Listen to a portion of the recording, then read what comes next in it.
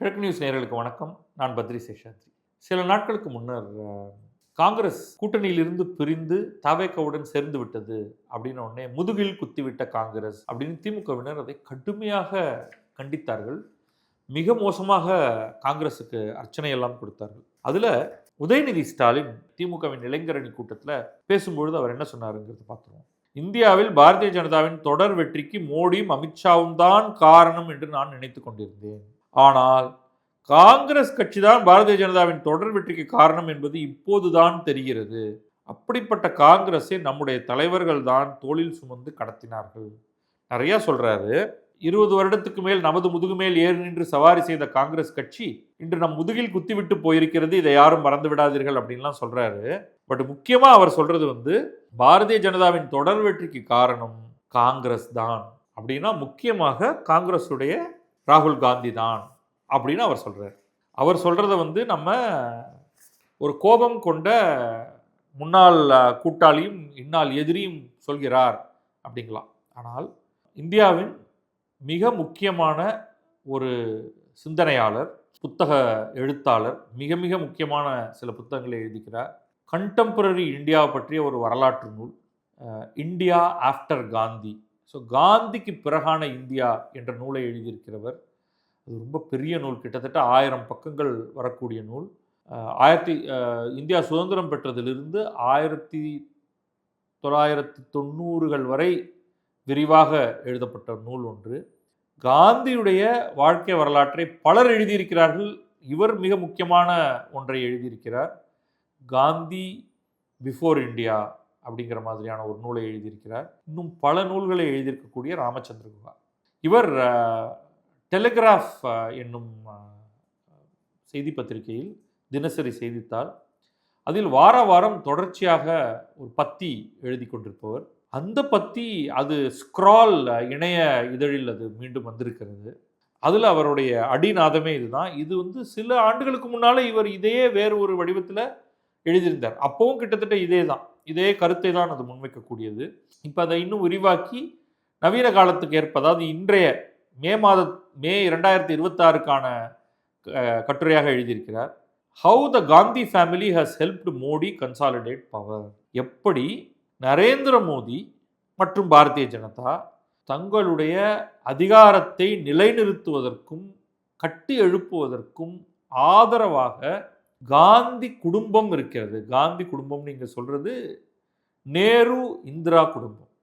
அது காந்தி குடும்பம்னா நம்ம தவறாக மகாத்மா காந்தியை இதில் கொண்டு வந்துடக்கூடாது. ஜவஹர்லால் நேரு, இந்திரா காந்தி, ராஜீவ் காந்தி, சஞ்சய் காந்தி, சோனியா காந்தி, ராகுல் காந்தி, பிரியங்கா காந்தி, இவர்களை உள்ளடக்கிய குடும்பம். ஸோ இதுதான். ஸோ இதை பற்றி இதை ஒரே லைனில் அவர் எப்படி சொல்கிறாருன்னா, காங்கிரஸ் என்பது வெறும் ஒரு குடும்ப கட்சியாக இருக்கிறது. அதன் தலைமையில் இருக்கக்கூடிய ஒருவருக்கு டிசிப்ளின் இல்லை, ஒழுங்கு இல்லை, கிராவிட்டாஸ் கணம் இல்லை, பர்ஃபார்மன்ஸும் இல்லை, கரிக்குலம் வீட்டே. அதாவது அவருக்கு ஒரு சிவி அப்படின்னு சொல்லுவோம். அவருடைய சாதனை பட்டியல் என்று ஒன்றும் இல்லை.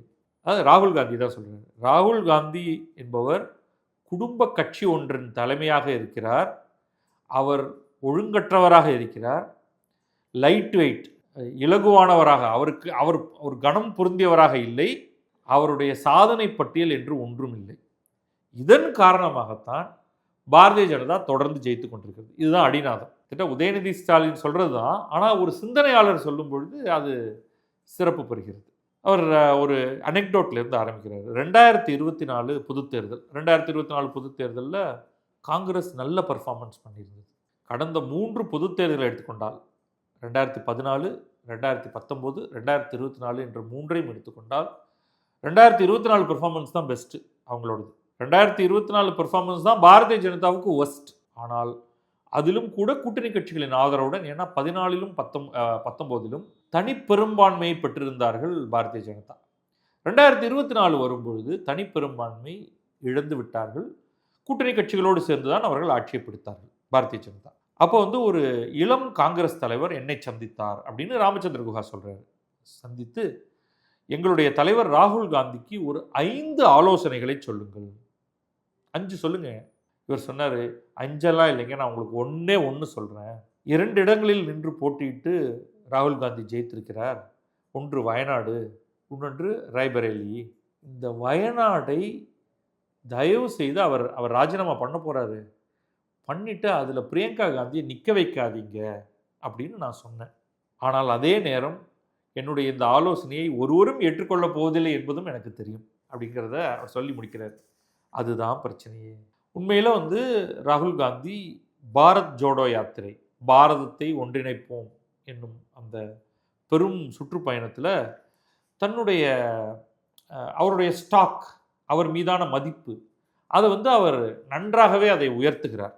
ஆனாலும் அதில் கிடைத்த லாபங்களை எல்லாம் அவர் இழந்து நிற்கிறார். ஏன், என்ன காரணம் அப்படின்னா, காங்கிரஸ் ஒரு குடும்ப கட்சியாக இருக்கிறது என்பதுதான். பிரியங்கா காந்தி வயநாடு நின்று ஜெயிக்கிறார். ஜெயிச்சதற்கு பிறகு அவங்க ரொம்ப பெருமையாக சொல்லிக்கிறாங்க, நான் பிரியங்கா காந்தி தெற்கையும், ராகுல் காந்தி வடக்கையும் அப்படியே நாங்கள் 2 பேரும் ஒருங்கிணைக்கிறோம் அப்படின்னு சொல்லிட்டு அவர் சொல்கிறாரு. அரசியலமைப்பு சட்டத்துடைய 75வது ஆண்டு விழா, அதற்கு நாடாளுமன்றத்தில் ஒரு கூட்டம் நடக்கிறது அதை பற்றி பேசுவதற்கு. இப்போ காங்கிரஸ் யாரை முன்னிறுத்துகிறது இதை பற்றி பேசுவதற்குன்னா பிரியங்கா காந்தி. அவர் தான் முதன்மை பேச்சாளர் அப்படின்னு சொல்லிட்டு அவர் சொல்கிறாரு, இந்த அரசியலமைப்பு சட்டத்தை அழிப்பதில் முதல் ஆக நின்றவர் யாருன்னு பார்த்தா பிரியங்காவுடைய பாட்டி இந்திரா காந்தி தான். அப்போ அது ஒரு ஹிப்பாக்ரிட்டிக்கலாக இருக்காது? எப்படி நீங்கள் எழுந்து நின்று பேசுவீங்க?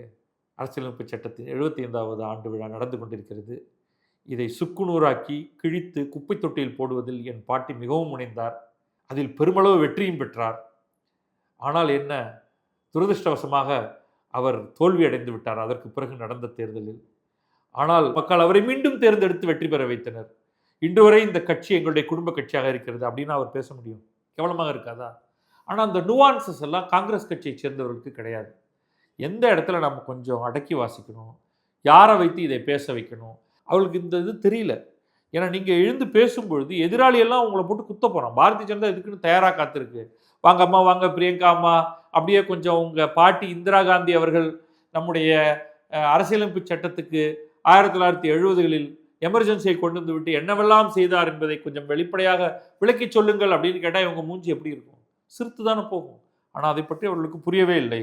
காங்கிரஸ் 99 இடங்களை ஜெயித்த பொழுது எனக்குமே ஒரு ரொம்ப ஒரு மகிழ்ச்சியாகத்தான் இருந்தது. ஆனால் பிரச்சனை என்ன ஆயிடுச்சுன்னா, அந்த 99 சீட்டு ஜெயிச்சதுக்கு பிறகு ராகுல் காந்தியை சுற்றி இருக்கக்கூடிய ஜிங்சக்குகள், இவர் என்ன சொல்கிறாருன்னா கோட்டரி ஆஃப் சைக்கோ ஃபேண்ட்டுங்கிறாரு. அதான் அதுக்கு அர்த்தம் அதுதான். நம்ம கும்ப கலோக்கியெல்லாம் சொல்கிறதா இருந்தால் ஆமாஞ்சாமிகள், ஜிங்சக்குகள். ஐயா அடிச்சு தூள் கிளப்பிட்டீங்கய்யா, 99 இடத்த ஜெயிச்சிட்டோம்யா. 99 இடத்த ஜெயிச்சது உங்களுக்கு பெருமை தான். ஆனால் நீங்கள் தோத்துட்டீங்க, கட்சியாக தோத்துட்டீங்க. அவ்வளோதான். உங்களால் 3 இலக்கங்கள் கூட உங்களால் வர முடியல. ரைட், மிட் பாயிண்ட் எங்கேயோ தள்ளி இருக்குது. ஆனால் சுற்றி இருக்கிறவங்களாம் அடுத்த பிரைம் மினிஸ்டரே நீங்கள் தான் ஐயா, பிரதமர்னா நீங்கள் தான், யார் அந்தாலும் மோதி கிடக்கிறான் அப்படிங்கிற அளவுக்கு பேசிகிட்டு இருந்தாங்க. இதை இதெல்லாம் ராமச்சந்திர குஹாவோட வார்த்தைகள். இந்த சைக்கோஃபேன்ஸ், இந்த ஜிங்சக் ஆமாஞ்சாமிகள் சொல்கிறதெல்லாம் அறிவுஜீவிகளும் பத்திரிகையாளர்களும் டெல்லியில் அவங்களும் ஏற்றி விட்டுக்கிட்டு இருந்தாங்க. ஏன்னா அவங்கள பொறுத்த வரைக்கும் அவங்களுக்கு பாரதிய ஜனதாவையும் அதோடைய இந்துத்துவத்தையும் பிடிக்கல. ஏன், ராமச்சந்திர குஹாவே பாரதிய ஜனதா மற்றும் இந்துத்துவத்துக்கு முழுவதும் எதிரானவர். ஆனால் என்னன்னா, அதுக்காக நீங்கள் ஒரு கிரெடென்ஷியலே இல்லாத, திறமையே இல்லாத, சாதனைகளே இல்லாத ஒருத்தரை இதோ வந்து விட்டார் தேவதூதன் ராகுல் காந்தி, அடித்து தூக்க போகிறார், 2024 ஒன்றும் பெரிய கவலைப்படாதீர்கள், தோற்று போனாலும் கவலைப்பட வேண்டாம், 2029 வருகிறது, இதோ புதிய தலைவர் நமக்கு கிடைத்து விட்டார் அப்படிங்கிற மாதிரி அவங்க பேசிகிட்டு இருந்தாங்க. ஆனால் என்ன நடந்தது? 2 வருஷம் ஆயிருக்கு.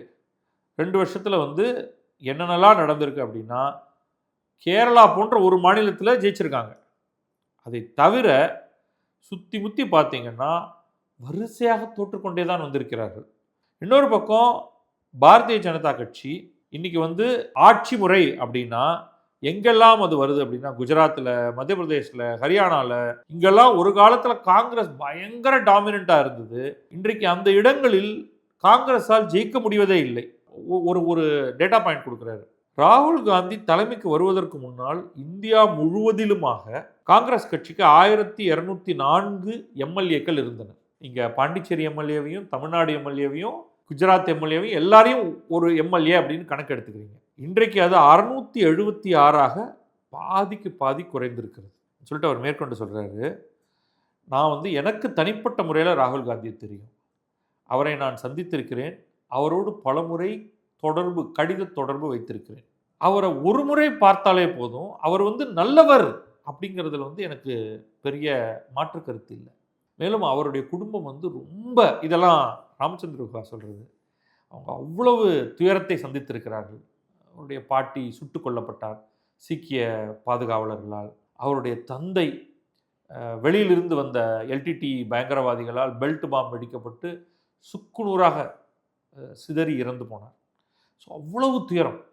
அவருடைய சித்தப்பா அவர் ஒரு ஏர் ஆக்சிடெண்ட்டில் சஞ்சய் காந்தி இறந்து போனார். இப்படி அந்த குடும்பத்தில் வந்து துயரம் நிறைய.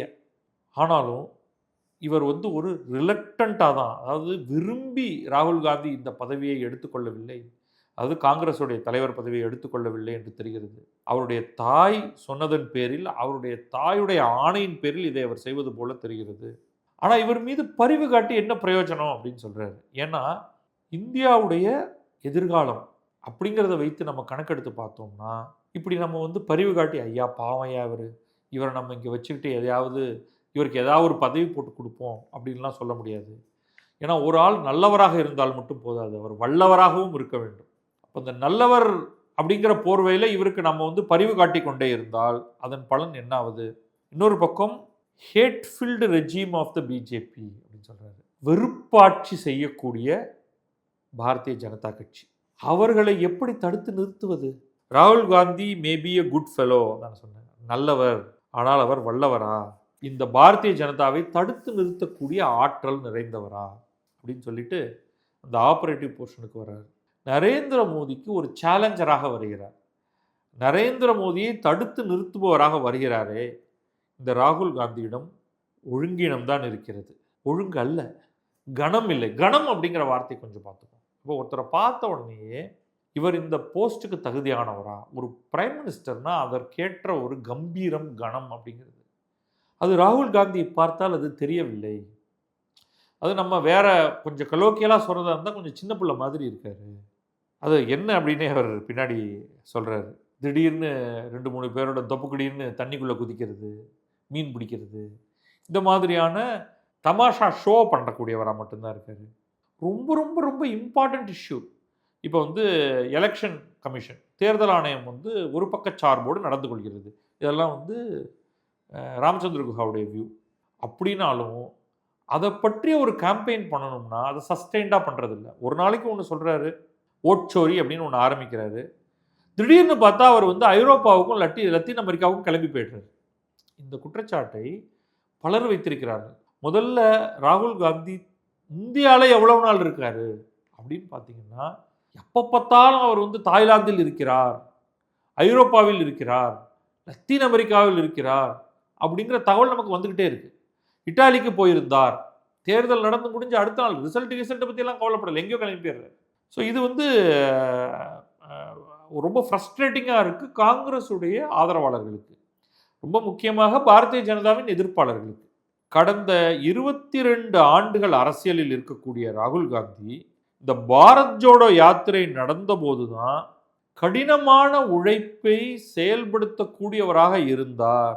அந்த கொஞ்ச நாட்களில் தான் இருந்தார். ஆனால் பாரதிய ஜனதாவை சேர்ந்த தலைவர்கள் எல்லாம் தினம் தினம் இது போன்று கடின உழைப்பை கொடுத்து கொண்டிருக்கிறார்கள். ஒருத்தர் 2 பேர் இல்லை, அனைவரும் அப்படின்னு சொல்லிட்டு இப்போ வந்து என்ன பண்ணுறாருன்னா, அதிகபட்சமாக ராகுல் காந்தி என்ன பண்ணுறாருன்னா, x.com வலைத்தளத்தில் வந்து ஒரு ட்வீட் ஒன்று போடுறாரு. அப்படியே தான் இவர் எழுதியிருக்காரு. என்ன ட்வீட் போடுறாரு, உடனே அதுக்கு லைக்ஸ் விழுது. அதுக்கப்புறம் 24 மணி நேரங்களுக்கு பிறகு அது காணாம போயிருது. அவ்வளோதான் இவர் பண்ணிகிட்டு இருக்காரு இன்னைக்கு.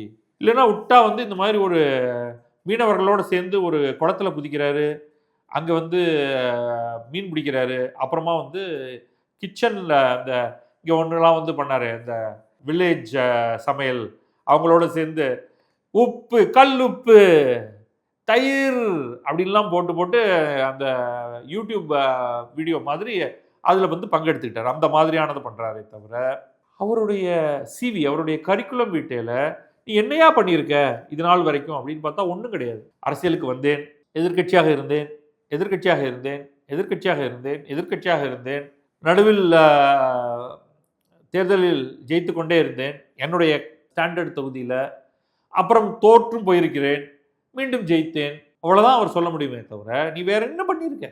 நீ எம்பி ஆகிறதுக்கு முன்னாடி என்ன பண்ணியிருக்க? 2004க்கு முன்னாடி என்ன பண்ணியிருக்க? தெரியாது. 10 வருடம் உன்னுடைய கட்சி தான் ஆட்சியில் இருந்தது. 2004லிருந்து 2014 வரை ஒரு அமைச்சர் பதவியும் எடுத்துக்கல. அது வந்து எல்லாரும் பெருமை அப்படின்னு நினைக்கலாம். ஆனால் அது பெருமை கிடையாது. ஏன்னா நீ என்ன செய்வ அப்படின்னே தெரியாம உன்னை எப்படி பிரதமராக்குறது? இவ்வளோ பெரிய ஒரு நாட்டில் அவர் சொல்றாரு கிளியரா, why should Indian voters trust him to be an effective prime minister of this large and diverse country and in an ever more threatening geopolitical environment. ஒரு பக்கம் ட்ரம்ப் என்னென்னவோ பண்ணிட்டு இருக்காரு. உலக நாடுகள் எல்லாவற்றோடும் என்னென்னவோலாம் பண்ண வேண்டிய தேவை இருக்கிறது. திடீர்னு போர் நடக்குது, வெஸ்ட் ஏஷியா கிரைசிஸ் வருது, ஆயில் பிரைஸ் அதிகமாகுது, உலகம் மாறிட்டு இருக்கு, ஆர்டிஃபிஷியல் இன்டெலிஜென்ஸ் என்னென்னவோலாம் நடக்குது. நீ இந்த மாதிரியான ஒரு நாட்டுடைய, இவ்வளோ பெரிய ஒரு நாட்டோட, இவ்வளவு பன்மைத்துவம் நிறைந்திருக்கக்கூடிய ஒரு நாட்டோட பிரதமராக ஆகக்கூடிய திறன் இருக்கிறதா உனக்கு? ஒரு ரெஸ்யூமேவை காமினா அதில் ஒன்றும் கிடையாது, ஒரு மண்ணும் கிடையாது. ரைட்? நீ ஏதாவது ஒரு சின்ன இடத்துல நீ ஏன் வந்து முதல்வராக ஆகக்கூடாது? முதல்ல வயசாகிக்கிட்டே இருக்கு, ஆனால் நீ என்ன பண்ணுற? நீ ஒன்றும் பண்ணலை. சரி, அரசியலுக்கு முன்னாடி ஏதாவது செஞ்சு கிழிச்சிருக்கியா? ஏதாவது ஒரு நிறுவனத்தை ஏற்படுத்தியிருக்கியா? ஏதாவது ஒரு கம்பெனியை நடத்தியிருக்கியா? அப்படின்னா எங்கே இவங்கெல்லாம் தான் கோடி கோடியாக சம்பாரிச்சு வச்சிடுறாங்களே உங்கள் குடும்பத்தில், அப்பா, தாத்தா, தாத்தாவுக்கு தாத்தா எல்லாரும். அடுத்தது தன்னுடைய தவறுகளிலிருந்து பாடம் கற்பவராகவே இவர் தெரியவில்லை அப்படிங்கிற பாயிண்ட் எடுக்கிறார். உதாரணத்துக்கு தனிப்பட்ட முறையில் நரேந்திர மோடியை இறங்கி தாக்கினால் அது பலன் முழுமையும் நரேந்திர மோடிக்கே போய் சேரும் அப்படிங்கிறது புரிந்து கொள்ளாதவராக இருக்கிறார். சௌக்கிதார் சோர் ஹே அப்படின்னு ஒரு கேம்பெயின் வந்து 2019 அவங்க கொண்டு வந்தாங்க. கம்ப்ளீட்டாக ஃபெயில் ஆயிடுச்சு.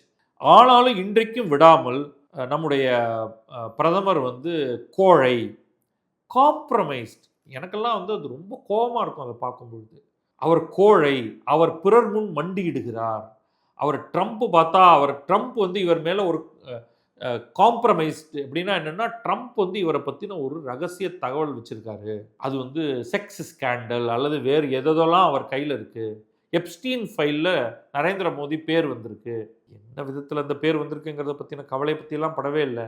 அப்போ இப்படி நீங்கள் வந்து ஒரு மட்டரகமாக பேசும்பொழுது, அதாவது அதில் கண்டென்ட்டே இல்லை, உங்களுடைய கிளுகிழுப்பான் விசிலடிச்சா குஞ்சுகள் இருக்காங்களே அவங்களுக்கு, அவங்க மட்டும் ஐயா அடிச்சிங்க போட்டு சாத்துட்டீங்க அப்படின்னு தான் சொல்லுவாங்களே தவிர, நியூட்ரலான ஆட்கள் உங்களை வந்து ஏதோ சின்ன பிள்ளை வளருது அப்படிம்பாங்க. என்ன சின்ன பிள்ளை? 50 வயசுக்கு மேலே ஆயிடுச்சு, 56 வயசு ஆகுது. இப்போ இவர் மீது யார் வந்து நம்பிக்கை வைப்பார்கள்? அதுதான் சொல்கிறாரு. எப்பா சௌக்கிதார் சோர்ஹே கேம்பெயின் வந்து சுத்தமாக ஊற்றிக்குச்சு. அதுக்கு முன்னாடி இவருடைய அம்மாவுமே அதை தான் பண்ணாங்க, சோனியா காந்தியுமே. மவுத் கா சௌதாகர், மரணத்தை விற்பவன் அப்படின்னு நரேந்திர மோடியை சொன்னாங்க, அதுவும் ஊற்றிச்சு. அப்புறம் இவங்க கட்சியை சேர்ந்தவங்க வந்து டீ விற்கிறவன், கிளாஸே இல்லாதவன் அப்படின்னு மணிசங்கர் ஐயர் சொன்னார். இதெல்லாம் ஒர்க்கே ஆகாது இந்திய அரசியல்ல. இன்னைக்கு தொடர்ந்து இவர் வந்து காம்ப்ரமைஸ்ட் அப்படின்னு சொல்லிக்கிட்டே இருக்காரு. கோழை அப்படிங்கிறாரு.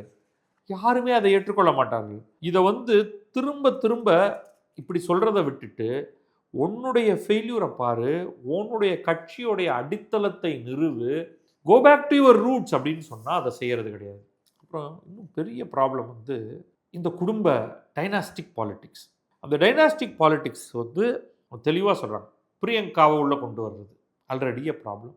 ஆனால் பிரியங்கா வந்து ராகுல் காந்தியை விட பெட்டராக ஹிந்தி பேசக்கூடியவங்க. ஆனால் அதனால் என்ன பிரயோஜனம்? திரும்பவும் நீ அந்த குடும்பத்தை சேர்ந்தவங்க தானே. அவங்கள வந்து 2022 உத்தரப்பிரதேச எலெக்ஷனுடைய தலைவராக அவங்கள நியமித்தாங்க. அங்கே கட்சிக்கு என்ன கிடைச்சிது அப்படின்னா 2.27% வாக்குகள், அவ்வளோதான், ஒன்றும் கிடைக்கல. அதுக்கப்புறம் வந்து எங்கெங்கெல்லாம் குடும்பத்தை முன்னிறுத்தும் பொழுது அதை பாரதிய ஜனதா உடைத்து தள்ளி இருக்கிறது அப்படிங்கிறத அவங்களுக்கு தெளிவாக காமிச்சு. உதாரணத்துக்கு அஸ்ஸாமில் தருண் கோகோயோடைய பையன் கௌரவ் கோகோயை நிறுத்தும் பொழுது பாரதிய ஜனதா அதை உடைச்சு தள்ளுது. மேற்கு வங்கத்தில் மம்தா பானர்ஜி அவங்களுடைய சகோதரருடைய பையன் அபிஷேக் பானர்ஜியை நிறுத்தும் பொழுது திரும்ப பாரதிய ஜனதா ஜெயிச்சு வருது. அதுக்கப்புறமா இங்கே ஸ்டாலின் வந்து தன்னுடைய மகன் உதயநிதியை, இதெல்லாம் வந்து இவர் தான் கொடுத்துருக்காரு, ராமச்சந்திர குஹா தான், உதயநிதியை முன்வைக்கும் பொழுது விஜய் ஜெயிச்சு வர்றாரு. கேரளாலையும் பினராயி விஜயன் தன்னுடைய சன்னின்லா மகளுடைய கணவனை முன்னிறுத்தும் பொழுது அவருடைய கட்சி தோக்குது அப்படின்னு சொல்லிட்டு மக்கள் இது போன்ற டைனாஸ்டியை விரும்புவதில்லை அப்படின்னு ரொம்ப தெளிவாக அதை முன்வைக்கிறார்.